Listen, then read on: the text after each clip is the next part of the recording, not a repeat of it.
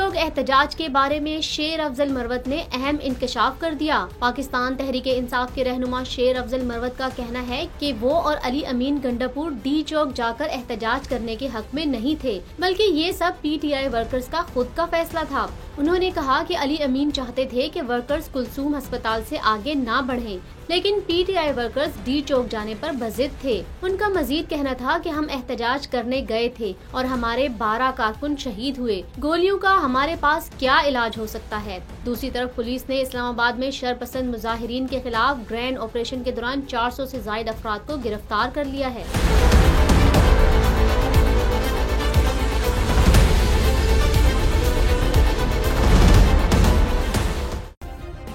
Subscribe करें और bell दबाएं ताकि कोई खबर रह न जाए।